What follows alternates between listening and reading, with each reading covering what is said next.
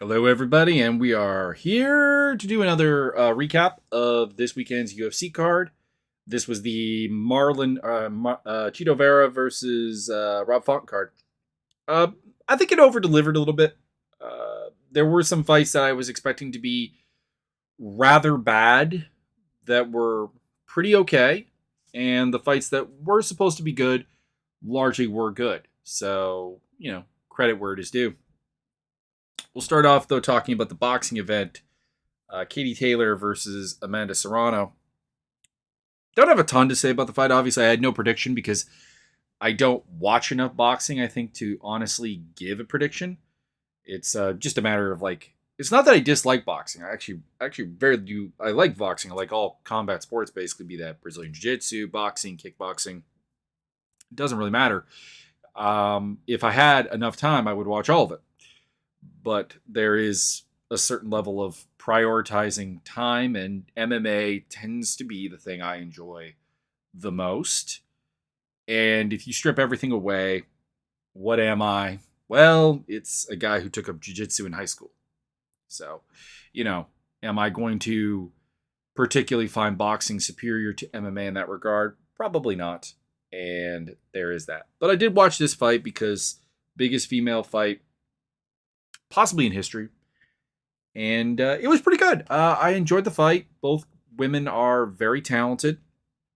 They're pretty technical. They're reasonably responsible defensively, which, if you've been listening to any of my breakdowns of UFC cards, the lack of striking defense or the poorly formed striking defense in MMA is one of the things that does drive me completely insane. So watching it be, kind of a second nature that there is actually good head movement, there is actually good defensive footwork, there is actually moving guards is pretty interesting. In the end, Taylor won a split decision.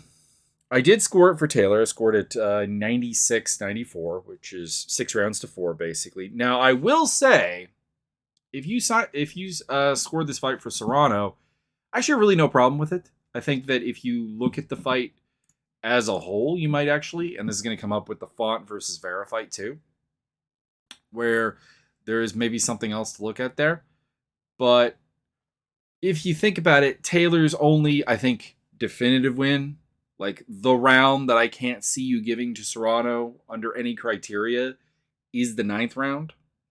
I gave her the 1st, the 3rd, and the 4th as well, and the 7th and 8th round. But those are all close enough. Like, they're all very small margins of slightly more punches landed, similar levels of quality, similar levels of power, neither girl getting particularly hurt badly to swing it one way or another. Whereas for Serrano, the 5th and 6th rounds and the 10th round were all very impressive. Like, those were definitively Serrano's rounds. So you have 3 rounds that are definitely Serrano's, and then 7, and then 1 round that is definitely Taylor's, and 6 rounds to kind of pick and choose and score any way you want. So the split decision definitely made sense, and I'm happy about it because I've given the choice between the two. I like Katie Taylor a lot more. I should say it's not that I dislike Amanda Serrano, because I feel like I know nothing about Amanda Serrano. Like, that's the problem, is that her brother-in-law / trainer, Jordan Maldonado, more or less dominates her entire presence, her social media, her interviews, and so on. And he comes off as super toxic masculinity with some legal issues in regards to drugs, and this includes PEDs. So it's hard to really get behind her in that regard. Like, it's a problem that comes up in MMA a fair bit, where it's like you hate a fighter because of their fans or their connections, and it's not really about the fighter themselves. Especially with some of the illegal contacts, particularly things with Katarov in MMA, and also Kinahan now being a little bit more public, I should say. Like, Kinahan's been involved in both boxing and MMA as a untoward force in the background for quite some time, but it's just more out there publicly now. So, yeah, I don't disagree with the decision. I think we'll probably see these two fight again, and that's kind of all I have to say about the boxing. I wish I could say more, but like I said, I don't follow boxing enough really to get super deep into it. So let's move on to what is becoming kind of a regular segment here, which is weird things MMA fans do. And this is like something that always comes up with something I find either completely nonsensical or just like a little bit confusing. And this week it's that Kay Hansen re-signed with Invicta. She had been there before she was in the UFC. So it's a re-signing. And there is like a dramatically interesting reaction from the fan base. And I think the problem is essentially OnlyFans. And I don't mean like OnlyFans itself, but the reaction that people have to OnlyFans. Now, I'm going to be clear here. However a fighter makes money, as long as it's not legal, as long as it's not hurting anybody, I don't care. If Kay Hansen makes millions of dollars off of OnlyFans, I don't care. I don't understand the appeal of OnlyFans. And that, I've said it before, like in a world with free pornography, I don't understand the OnlyFans, be it with MMA fighters or whatever, appeal, period. And I've never really been a co-signer of the, like, I am a fan of an MMA fighter because she's hot. Like, I find various MMA fighters hot, but any fandom I have is based on beyond that. So I've never fully understood the whole OnlyFans appeal and like why Kay Hansen has the Kay Hansen army of fans. And anytime I say the army of fans, I'm talking about like zealots, unrealistic people. Not just you like the fighter, but like you go to bat for them in like an exceptional way. And this comes up with like Conor McGregor being like the greatest example of that. But also like BJ Penn probably is the original example of this because like I remember back in the day like getting into it with BJ Penn fans, the BJ Penn army, in regards to like suggesting that there are weaknesses in his game. Like I would pick him to win a fight against Sean Sherk or Diego Sanchez. And I would just kind of like play devil's advocate of like what weaknesses there are in BJ's game that the opponent could capitalize on. And they would be like so far down my throat that it's not it's not funny, but I do have to chuckle at it now. But that's kind of the thing with like the OnlyFans stuff now. And okay, so why this is interesting is that you have like the Kay Hansen haters, which are like she's on OnlyFans, she's evil, and those people are dumb. And then you have the people who are like subscribed to her OnlyFans and are like just arguing and defending and defending and defending.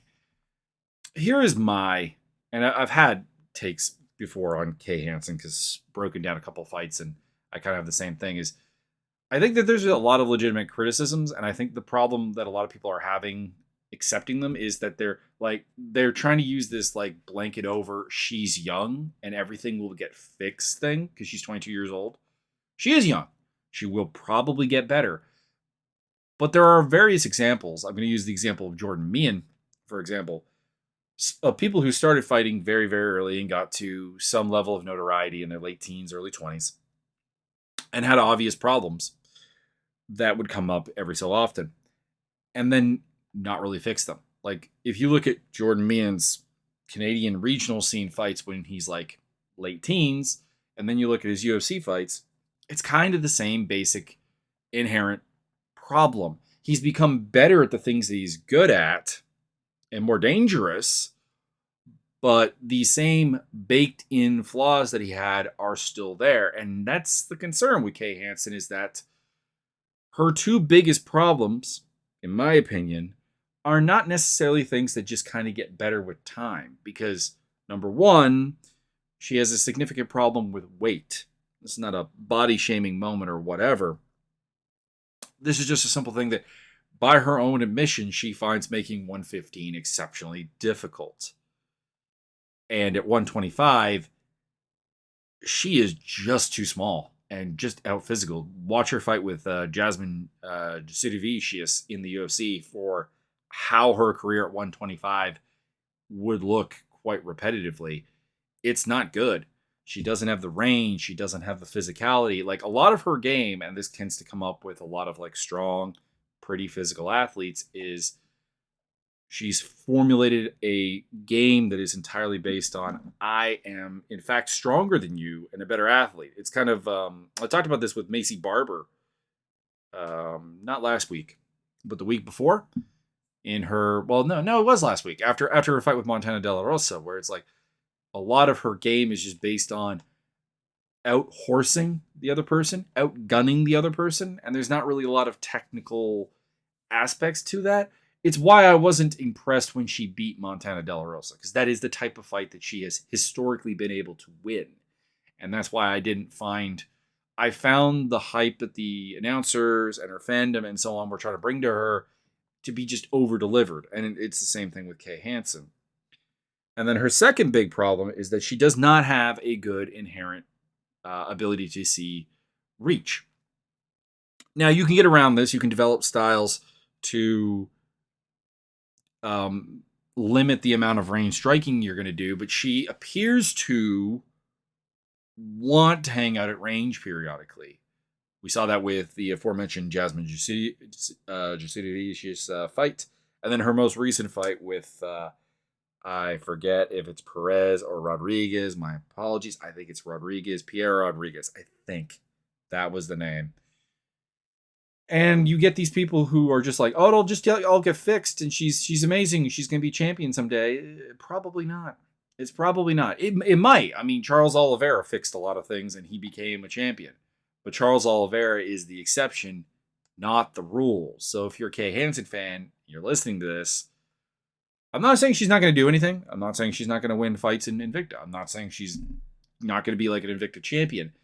But if we're talking about like the elites of the division at strawweight or at flyweight, she has some significant problems, and just glossing over it with she's young and you only hate her because she does OnlyFans doesn't really actually work, because I think there's a lot of very in the cage evidence of where the limitations of her game are right now, and there's no guarantee that they'll be fixed. Now, bright side, she is, I think, in a recently changed up her training environment, so hopefully that sorts out the diet, that starts to develop some skills, and she does make the change. So it does seem like she's taking the steps, at least, that you would want to see to correct her problems. It's just there's still no guarantee that it'll actually work. All right, let's move on to the fights. And first up, we got Rob Font versus Chito Vera. This is an interesting fight in the sense that, from a scoring standpoint, in the sense that people are like stating that Font won. And they're not necessarily wrong. Like, people are going to say it's ridiculous because Font got dropped so often, but we have to realize that for 4+ minutes of the first 3 rounds, and even into rounds 4 and 5, Rob Font was getting a lot done. Like, a lot done. And the other hot take coming off of this is like, okay, well, Chito Vera will lose because Chito Vera won this fight because Rob Font is a pillow-handed fighter or whatever. I don't agree that he is a pillow-handed fighter. And I think that's greatly ignoring the fact that Chito Vera has actually never been knocked out. And he's fought some heavy hitters. I mean, the man fought Jose Aldo, for example, and was not knocked out. His defense is bad, I will say that. I said that in the breakdown for the fight, and it's part of why I thought Font would win. And it is something I really wish he would address. There's that, annoyance with lack of striking defense and good form, footwork, and so on. But he's got a ridiculous chin, which allows him to get through this. And he is very dangerous in his own right. He dropped Font, 3 times in this fight? I want to say. All with like very little time to work, except for like the last time when he just kind of resulted in like kicking him in the legs, which I thought might end up losing him the fight because it just kept the fight going. But it's one of those weird ones where like, and again, there's more to UFC striking than you landed more punches, but it is kind of weird to see Rob Font outland him 57-26, 51-27, 71-35, 37, 42-36, 50-33, and lose so convincingly by unanimous decision with three judges giving Vera 4 rounds. Those being Junichio Kamichio and Saldemont. Personally, I scored it 48-47 myself. I did give Font 2 rounds. I think that you'd have to give him the first round. I think in general, I think that realistically, the first round was very much Rob Font's. And then you could give the other 4 rounds to Vera, and I'm not going to argue with it. Like, I'm not going to argue a 49-46, but there is something to be said for the fact that Vera was losing long stretches of all 5 rounds, and it's a little concerning. Now, that being said, Font is one of the better volume strikers in the flyweight division, or not the flyweight, bantamweight division. And the instant question is, okay, well, Vera's going to fight somebody else next. How likely are they to even be able to replicate what Font's doing in this fight? And I'm going to pull up the rankings here because I think who these two guys both fight next is fairly important. Let's see here. Top bantamweight rankings in Tapology. So Vera came in 7th in Tapology. I think he was 8th on the UFC's rankings. He's pretty much in, like, you'd almost say, like, it depends who Sterling ends up fighting. Because right now it looks like it's going to be Sterling Aldo, but there is some forces at bay for, like, a trilogy fight with Peter Yan, or also a fight with TJ Dillashaw. So, like, it kind of depends on how that settles down eventually.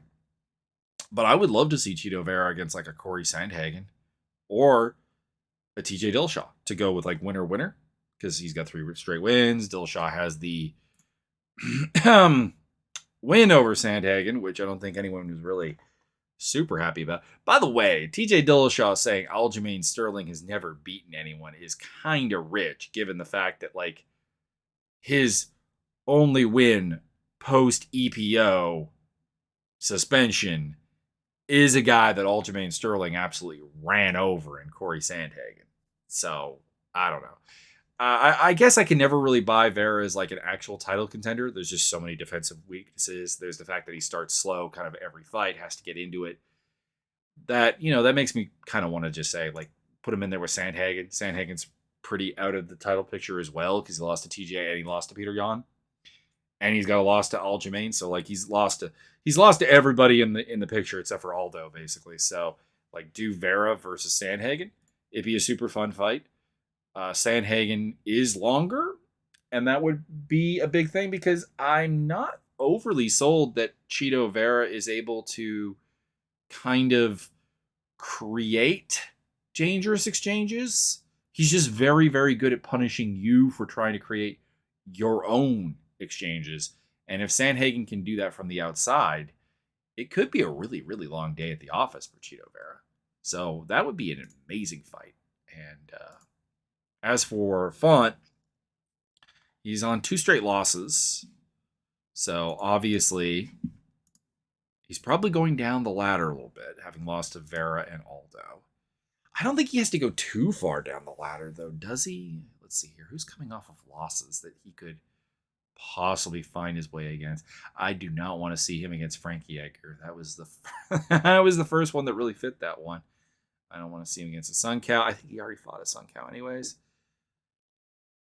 You could go really far down and give him, like, a softball treatment of, like, Casey Kenny. Thing is that the guys who are on winning streaks, I don't really think you want to meet him up with, because I don't think you want to do a fight with Dominic Cruz.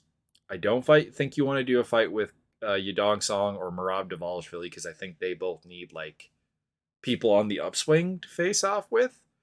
You could do Pedro Munoz because I think they fought before, and I think it was a fairly decent fight. I don't know. It was a guillotine, actually. I mean, yeah, Pedro Munoz, I guess, or Casey Kenny. Like that, Casey Kenny feels like really far down, but then you realize that like Casey Kenny's actually had a lot of success in the UFC. So I don't know, but that's where my brain goes to immediately, and then a fight that I won but really should not have won. Andre Arlovski decisioning Jake Collier by split decision. I gave all 3 rounds to Collier. That being said, if you give the second round to Arlovski, it's not a problem.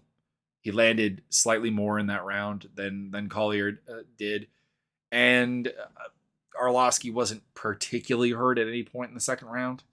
Collier, though, appears to hit much harder than like I'd previously given him credit for, or maybe this is just like Arlovski is kind of at the old point, because I've never really thought of Jake Collier as a big puncher.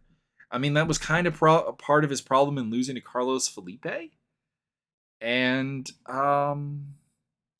yeah, I don't know what to do with Andre Arlovski, and I really haven't. I mean, you're going to keep putting him in there against guys who you want to test against good boxing. I guess. I don't know. I have no idea.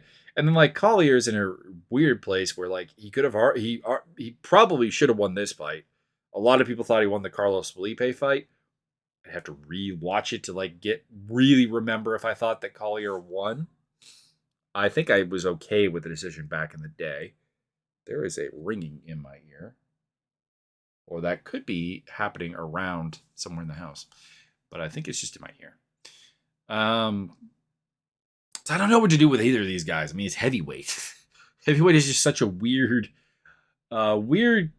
confusing place, honestly. And I don't really care what happens with either of them. Like, I like both fighters. I do. Like, Andre Arlovski deserves massive respect for a career that has lasted 20 plus years in MMA. That's insane. And Collier is he's a fun fighter. He brings action. I enjoy his fights. I originally enjoyed the story of him like coming down from, I think it was like 300 pounds and getting down to middleweight, but now he's kind of like right back up there. So like that story is like kind of done. Like, I mean, okay, fine. You couldn't hold middleweight weight. Like he said it was miserable. At least do 205. At least do 205. But anyways, it's working for him pretty well at heavyweight. So what are you gonna do? We had a 41-second knockout between Joe Anderson Brito and Andre Fili. I picked Fili. I have nothing really to say, nothing really to add. I mean, this is the kind of thing where I disagree with a lot of the fandom. Like when Conor McGregor knocked out Jose Aldo really quickly, I found it unimpressive. Not like unimpressive entirely, but like people are like, oh, this is a top-notch. No, you landed a really good shot. And it was a good shot. But Aldo walked right into it and clearly wasn't fighting as he normally did. And Conor got into his head, which, I mean, that's Conor's thing, trash talk.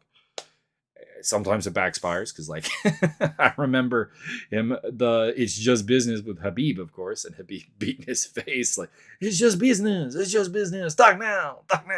So, like, it can backfire as well. But it's kind of like the Nick Diaz tactic of, like, I get in your head and you make mistakes and I capitalize off of it. I'm not trying to take anything away from it. It's just that a lot of people from that point onwards were like, okay, well, Aldo can never beat Conor McGregor. How do we know that? And that's kind of the same thing with like Brito versus Fili. There's not much to add. Like we knew Brito hit really, really hard and he's really, really aggressive. And he's got his first win in the UFC now. That's cool. I look forward to seeing what they'll do with him next because he's all kinds of super aggressive fun and tends to want to destroy people. So I don't have anyone that I particularly want to see him against. And for Fili, man, it's really rough times to be Andre Fili right now because this is 3 straight losses. Well, the no contest with Pineda, but I think they kind of treat that as a loss to a certain degree. Got kind of embarrassed by Bryce Mitchell and Sadiq Youssef. Didn't have a particularly convincing win against Charles Jourdain either. So, I mean, these are all good fighters and they're exceptional. um, talents in a lot of ways. I mean, Yusuf and Mitchell, I think, are guys who, in Yusuf's case, he needs to get away from Lloyd Irvin. But Bryce Mitchell's doing exceedingly well, and Yusuf's got all the physical talent in the world. And then Charles Rodin is all kinds of insane, even if I really think there is a very hard cap on what he can do. But I don't know. Where does Feely go next off this? Because it's not been very good lately. And he was really on the rise there for a bit, really looking good, really looking like he might be a guy who would break through a little bit. And maybe it is time to go away from Team Alpha Male. Don't get me wrong, Team Alpha Male has formed him into an amazing fighter, and I think his incredible takedown defense can be very much chalked up to the gym and their ethos. But it also feels like he's not going to get any better than he is right now, as long as he's there. And that kind of is the question of like, what do you do with it? And how old is he? He's 31, so he's still got some time. He's still got some time that he could work on. But he is limited, and if he's ever going to do a change in camp, it would have to be now. I'm just looking at the rankings again. Just thinking like, what would I do? What could they do? Maybe like Gavin Tucker. Maybe. I could see that work. I could see that working out. And I don't know. Looking. I'm trying to find like people who are like still good, but like have lost a little bit lately. Maybe Billy Cordillo. Okay, that would be it. Billy Q versus Andre Feely. Make that happen. That would be fantastic. Grant Dawson defeated Jared Gordon, became the first person to submit him. He's incredibly predictable at this point. His cardio held up better. And actually, given how Glory Kickboxing had a really bad day when it comes to their cardio on this card, I used to think that gym was really, really good for cardio. Like maybe it was just the fact that Tim Elliott was there and the fact that James Krause himself, the head coach there, has very good cardio. I don't know. Maybe it doesn't transfer over because Gina Mazzani, we'll talk about more about her fight later, but like she faded pretty badly. Grant Dawson always has, and now that he goes to ATT, he seems to have way better pace to himself. So he's moving up in the world. He's really good, actually. He deserves something big. He's not the most exciting fighter because his stand-up is kind of limited and his grappling is pretty predictable. So, it's not amazing. But I would love to see him step up in the world. Who would I put him against? I think Mateus Gamrot is booked, but like Gamrot would be a cool fight. Or Armin Saryukian. Or Gregor Gillespie if you want to like strap the rocket on him and see what happens. I actually would be kind of thrilled by that because both of those fighters are used to being like way core stronger than their opponents. And at the very least, one of them would not be in that fight. And I'm kind of intrigued to see what happens when that is the case for both men. Darren Elkins beat Tristan Connolly. Tristan Connolly is not a UFC level fighter. Darren Elkins is talking about re-signing with the UFC. Pay him a lot of money or let him retire. I don't know. It's a weird thing. Like you don't want to tell a guy to retire because you have no idea what else is going on in Darren Elkins' life. Like what keeps him together, what keeps him fed and with a home and so on. And it's hard to say, but like at the same time, Elkins is at the point, and he's been at the point for a long time where I don't really want to see him fight. And that usually means that retirement should be considered. So I guess what I will say to Darren Elkins is I would like the UFC to give him a big contract for like maybe 2-3 last second fights. Enough money to kind of think about like getting retirement set up and get that set up. There you go. That's the perfect world. And for Connolly, just not in the UFC because he's not good enough. Krzysztof Yatko defeated Gerald Mershart. pretty much went how I thought it would be. Meerschaert's a dangerous grappler, very, very good. But Yatko is a guy who neutralizes grapplers in a lot of ways. Like he's immensely good at that. He's very good at counter grappling, very good at avoiding dangerous positions. And while I've never been wildly amazed by his stand up, he keeps up a decent pace and he will pick you apart. And Meerschaert's stand up has greatly improved. I mean, don't get me wrong, like Gerald Meerschaert against like Sam Alvey back on the regional scene, and then Gerald Meerschaert in the UFC, like it's very different. He has gotten much, much better. And like he's a great example of a fighter who did what we're talking about Kay Hansen earlier doing, and that is improving and becoming better. And Meerschaert's an example of that, but at the same time, he's also still one that is kind of hard capped. Not really sure I have an opponent for either guy because, I mean, both of them are kind of like fight IQ tests. In the case of Meerschaert, it's can you keep it standing and can you stay active enough to beat him? And in the case of Yatko, it is can you avoid just kind of getting neutralized by him? And like it's a great fight for young fighters coming up that we're talking about, like becoming future champions or future contenders or whatever, but like are very early on in that journey.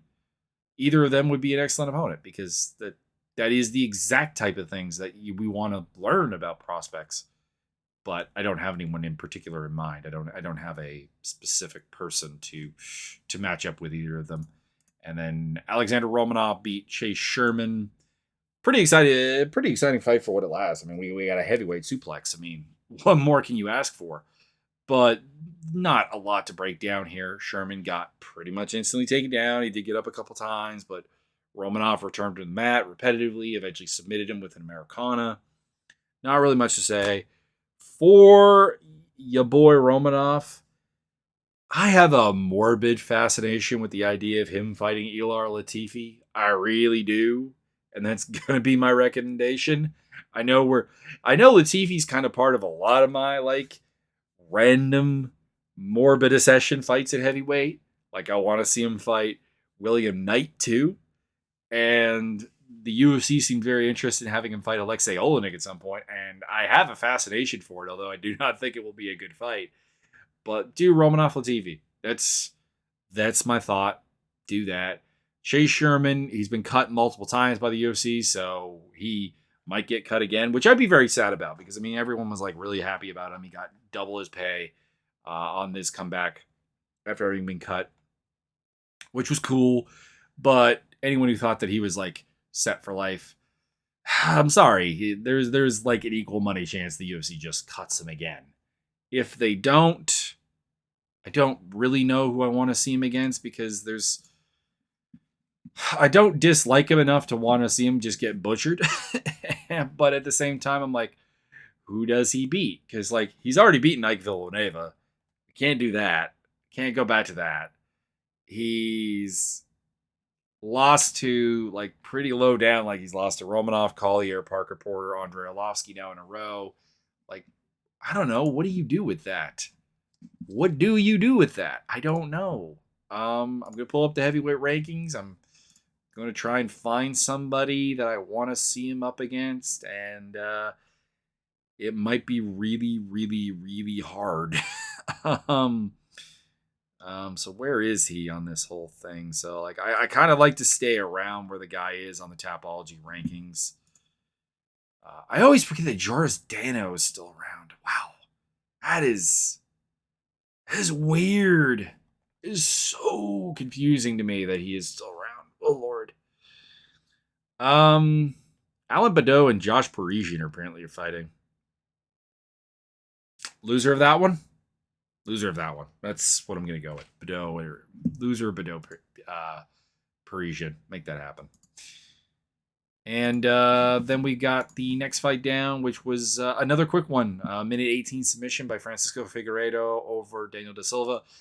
Bad look for Daniel Da Silva. He came out looking pretty good.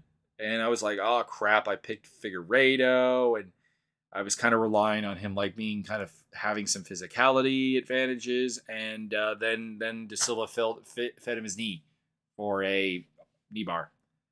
And a lot of people are like talking about how like great this is for Francisco Figueiredo and how awesome the submission was. I don't really agree. I find myself pretty. I find myself much more anti De Silva off of this than I am pro Figueiredo. But hey, he won. He got me a thing. He's going to be a guy that actually, like, if you're feeling like betting, he's probably going to be prolongedly like an excellent bet on because people see his name and I swear the line ends up being like really, he gets like really negative on the odds, and then you can get his opponent at underdog odds and he'll probably lose because he's not a terrible fighter, but he's definitely in that other brother mold of guys like Micah Miller, Dan Miller, Dan Lozon,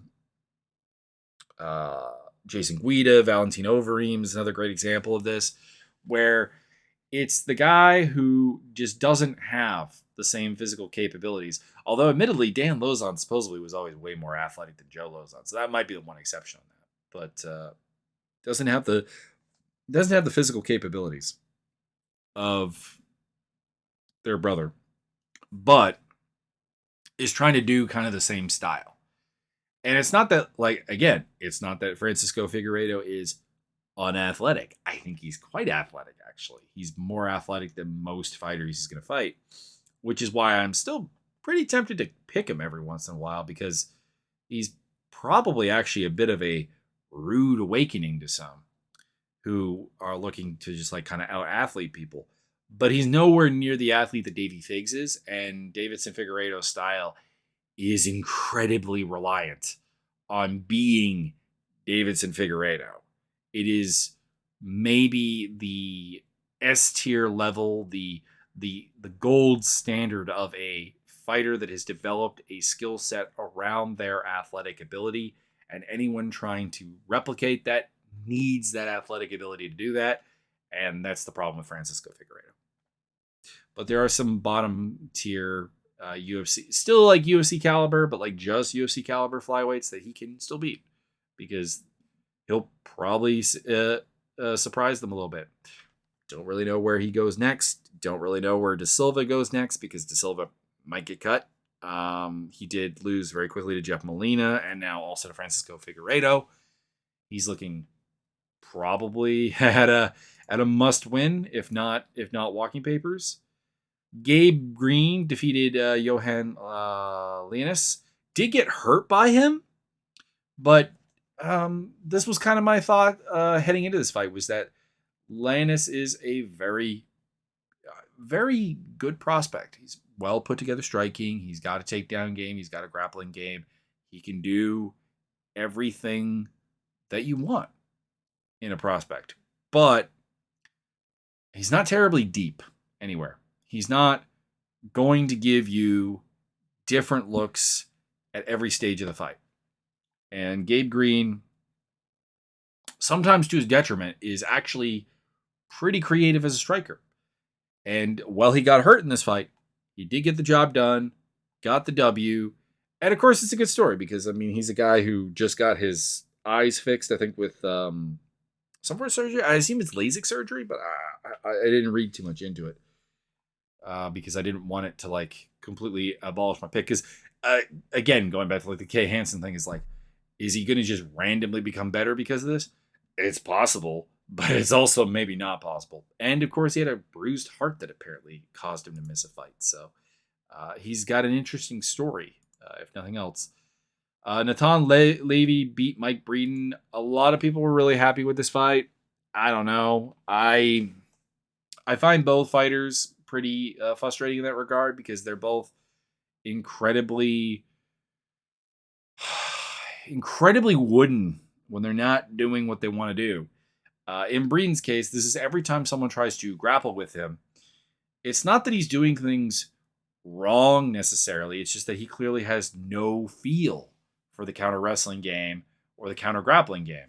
And that means that he is going to get taken down and is going to look kind of ugly a lot of the time.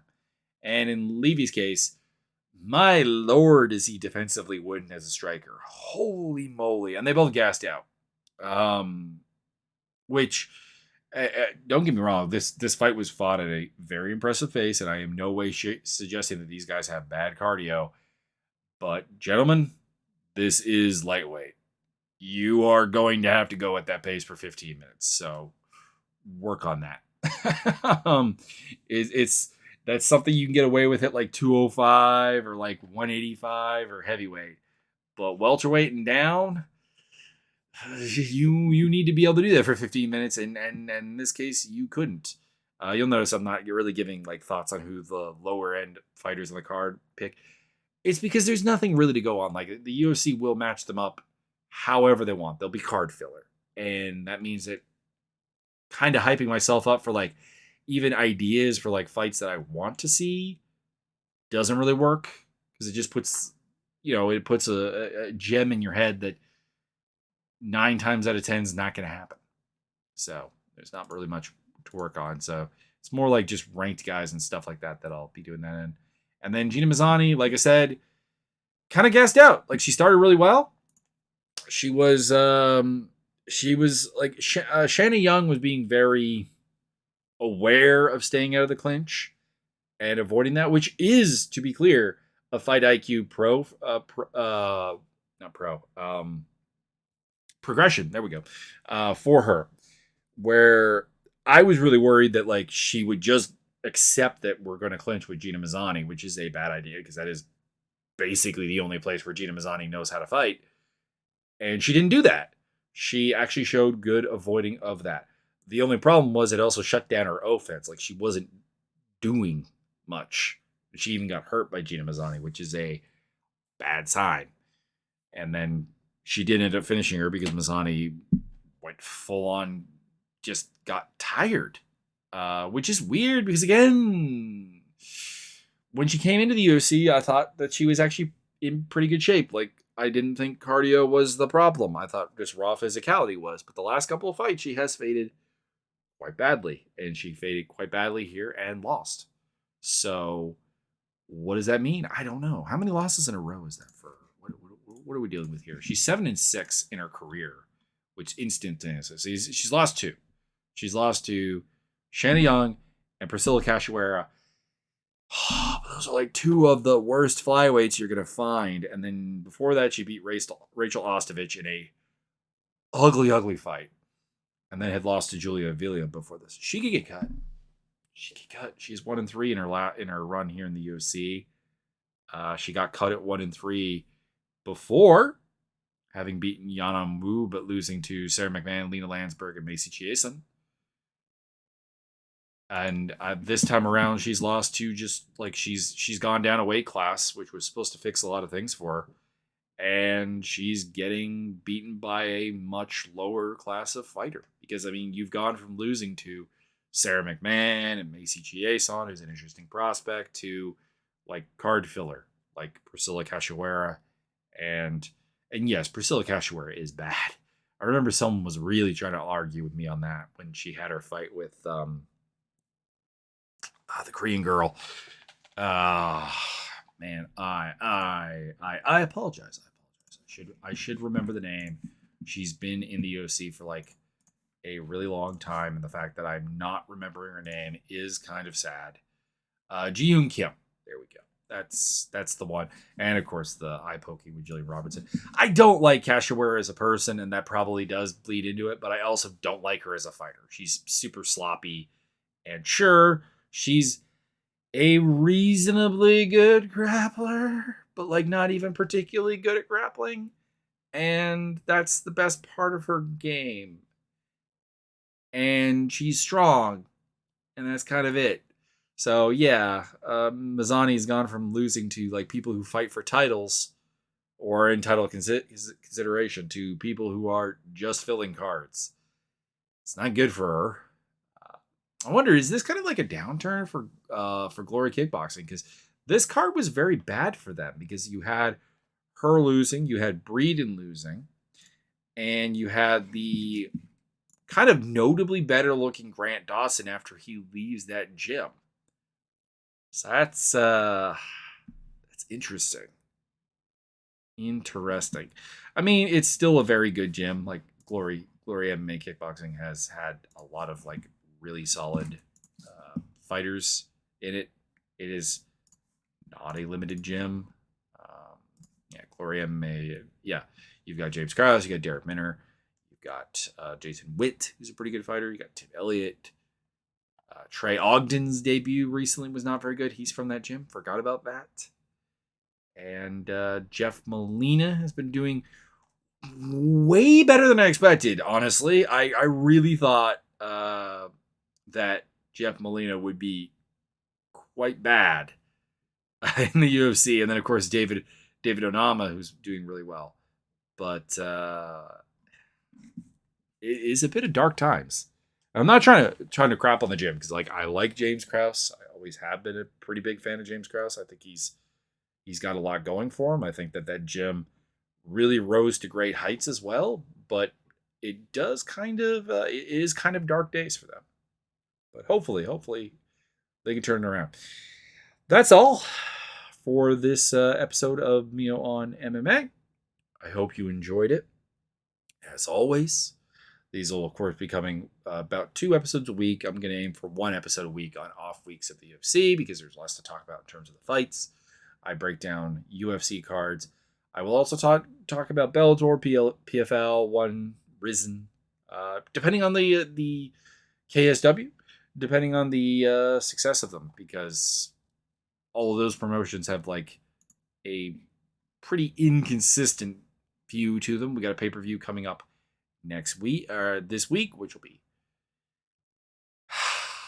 good. What's Bellator and PFL got? Because I see that there is a Bellator card and a PFL card. Oh God, Ryan Bader versus Chet Kong. Oh Lord, that is bad. Oh, oh, oh. I mean, as if to prove my point here, this card: Chet Congo, Bader 2, Romero versus Polizzi, Gavin Hughes versus Hughes Landau. Soren Back's on the card. That's cool, but he's against Charlie Leary. And Lawrence Larkin's on the card, but he's against Kyle Stewart. Mike Shipman's fun. But it's not great. And PFL's coming with the Kayla Harrison card. I find that like this card is defined by like a lot of people that are interesting, but they're up against opponents that are not super interesting. Like I am interested in Kayla Harrison, but I'm not interested in her opponent. I'm interested in Ray Cooper III. Okay, Ray Cooper III and Magomed Umalatov. That's fun. That's fun. Like I'm super interested in Anthony Pettis, but I have no interest in Miles Price. I used to be really interested in Rory McDonald. It's not there anymore though. I like Zal Zeffirino. I don't really care for the guy he's facing though.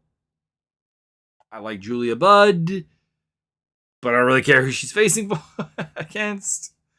And that's like the card. Vanessa Meadow is on the card. Okay. I don't know.